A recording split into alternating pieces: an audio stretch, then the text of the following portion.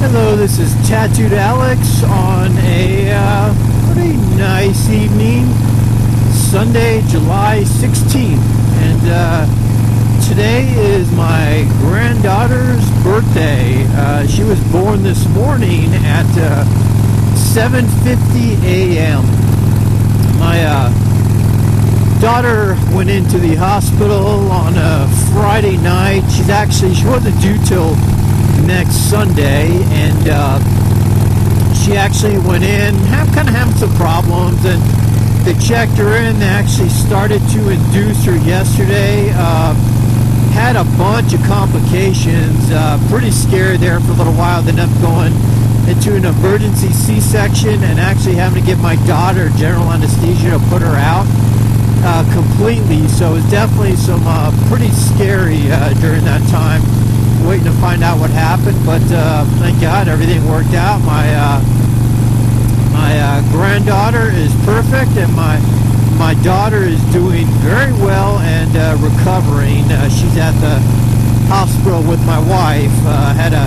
My wife spent the night last night. I went home for about 3.5, 4 hours, and my wife texted me again about 4 o'clock, told me that she was probably going to be ready there in a couple hours, so I went ahead and went over there. So kind of a long day, long morning, waiting to see what was going on, but very happy to say that she is a perfect little girl. So she's my second grandchild. I've got another one, but my grandson, he lives with us. My wife and I actually take care of him full time. So it's funny, his birthday was Thursday.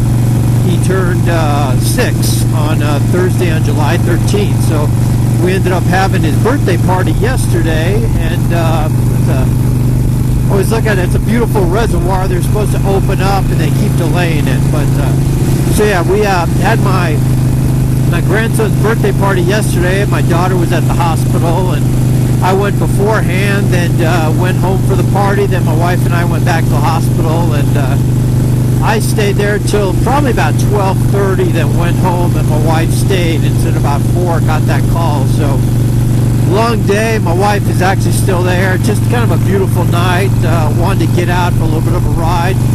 We were supposed to go for a ride yesterday morning with my brother, and it poured down all day yesterday, so we were going to go today, and being in the hospital all day, so I thought, well, I'm still going to get out for just about an hour bike ride. Kind of a beautiful night here. But I went for a ride with my brother, I think Tuesday night. I ended up riding my motorcycle over to his place, and we swapped bikes. He took my 48, and I took his I always forget, Ultra Heritage, or Heritage Ultra Classic. So I've shown pictures out in my other videos. It's definitely a bigger bike, so it's kind of an interesting transition when I go from my bike to his bike, and we probably went about an hour and a half of riding, just because the bike's kind of big for him, and he doesn't have a whole lot of experience. And about 20 years ago, he rode quite a bit smaller motorcycle, so he knows how to ride, did his motorcycle safety course, but just needs some experience on a smaller bike. So he's real comfortable on my 48. But it's always interesting when I get on there, and I think I've talked to death about the whole windshield situation, obviously, so I'm not going to go into that. But I will say I thought it'd be a bigger difference from getting on my bike to his bike, but the big difference was when I went back to my bike is kind of the crazy part, is where it was really strange. Like, it took a little bit to get used to. Obviously, I went to his house there for about 15 minutes, and I hopped on his bike. But it wasn't bad, getting used to it. And I apologize, I forgot the sun coming down over here, so it's almost sunset, so hopefully it's not hitting the camera too bad. So but it was really strange when I actually got back on my bike at the end of the night to ride my bike home. I'm about 13 miles away from his house, a little bit through some residential, then it kind of gets out on some want to say country road, but a little bit, a couple of miles where there's nothing there. But it was really strange when I got back on my bike, just how light, and also the riding stance is really different. You know, on the 48, you're kind of hunched down a little bit more, kind of a, I don't know if you want to call it an aggressive riding stance, definitely more aggressive than some of my other bikes I've had. But on his, you're kind of sitting up straight, and I hate going back to the windshield, but I don't like looking through it, so sometimes I sit up straight so I can look over the windshield. But it's definitely a different riding stance, so it was really strange when I got back on my bike and rode home. You know, I said, I enjoy the 48, you know. I mean, to me, I guess I would describe it like this, you know, between the two bikes is, his bike is kind of like a Cadillac. It's a nice, you know, if you ever driven a Cadillac, a big car, a Lincoln Town car, they're very, very comfortable cars, you know, very comfortable. But, you know, they just don't have the you know, just don't have, you know, I mean, you ever try and take a race around any roads or turns? That's not the kind of car you drive like that, you know. And the same thing for his bike, you know, his car is like a Cadillac. I compare this, I mean, kind of like a Corvette. So I've driven older, late model Corvettes. I was a valet when I got out of the military in 1993. Worked at a resort down in Boca Raton, so I was a valet down there. So I got a opportunity to drive, I mean, damn near any type of car you can imagine, shy of like a Ferrari or Lamborghini. But other than that, I mean, you name it, Corvettes, different cars, sports cars, I've had a chance to drive, and it was a pretty big property, so you definitely couldn't take it too fast. But I did actually had the opportunity when I worked at a different hotel when I was in high school, an opportunity to drive a Porsche. A guy had us go to the pharmacy, pick up some stuff, and handed two 18-year-old kids the keys to his Porsche. So we took that thing out for a couple hours and had some fun. But you know, that's what I kind of compare it to, is a Cadillac and a Corvette or a sports car, you know.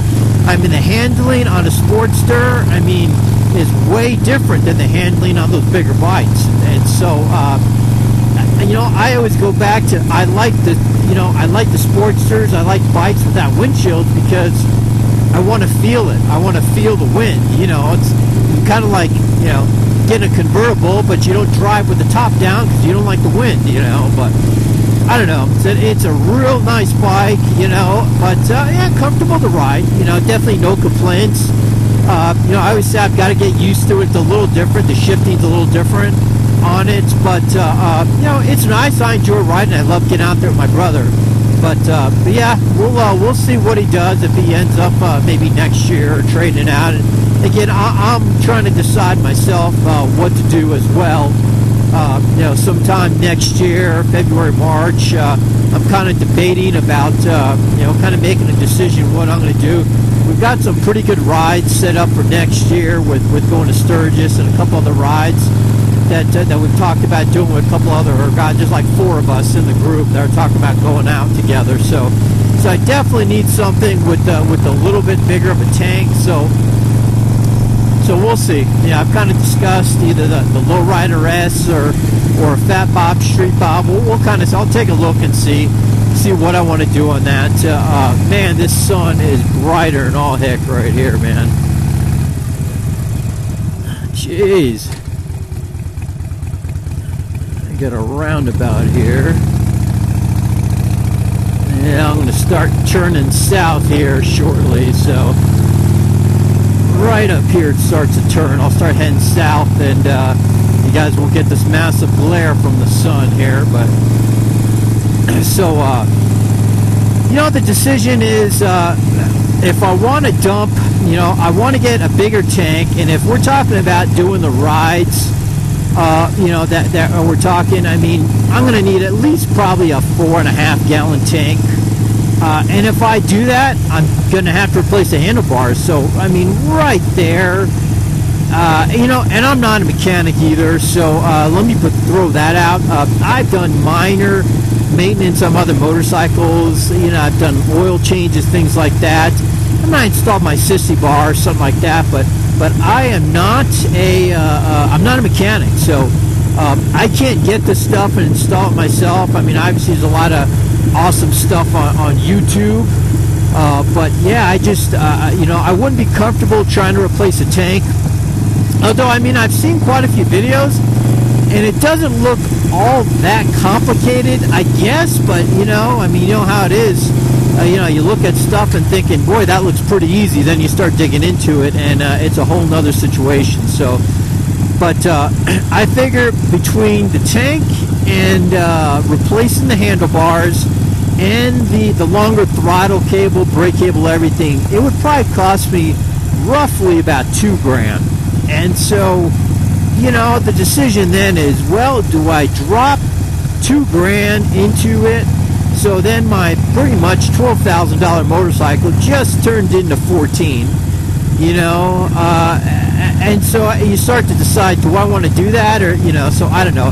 I might look for like maybe a 1 or 2 year old street bob or something. I would like to get the Lowrider S, but I'm not sure if I want to spend $17,000 on one, so I don't know how the used market is on that, but I've seen quite a few street bobs that are pretty reasonable, and those got like, I think, a 4.5 gallon or 5 gallon tank on it. So, and I know it's not optimal for, you know, I mean, long distance. But when I say long distance, I'm talking about 6 or 8 hour rides. I'm not talking about days on end of riding and a couple of weeks out, you know. So I should clarify that and say that, you know, I'm talking about the rides. We're talking pretty much a day ride there, doing some riding out there and stuff. I mean, you know, Sturgis is about 6.5, 7 hours away. A buddy of ours is about a little over an hour north, so right there you're talking just under 6 hours, you know, from there. So it's actually not too bad at all, but it's not something I want to do on a 48. Now, if a couple of other guys had 48 Sportsters as well, they'd have to stop for gas. I'd be fine with that, but yeah, my brother's got a bigger tank. Our other buddy's got a bigger, you know, our other buddy isn't sure. He's kind of looking at possibly an 883, but he's considering a Softail, so he's not quite sure yet. I'm hoping that maybe we can get out there and do some test rides sometime this summer. If he's got some time, get out there and maybe do some test rides and see kind of what he likes and kind of give me an idea where we're at. So yeah, hopefully that you know, that'll work out and see. But I'll have to see. Said I'm not sure if we're riding next weekend. My wife's going out of town. I think my brother's wife's going out of town too. But then he's got the kids, and then I've got my daughter with the new grandbaby. So I'm not sure if we're going to go. I don't think we'll go out riding. We'll probably just hang out. Maybe try and hit some rides sometime. Ah, look at that. Let me slow down for this, because this is pretty cool there. Just out of nowhere. I was wondering why these cars were sitting there. That is awesome. Not sure if you guys are seeing all this right here, but a bunch of deer just kind of sitting just right out in the open, man. That is awesome. This is always a pretty cool area to ride, but I've always got to be real careful because of that.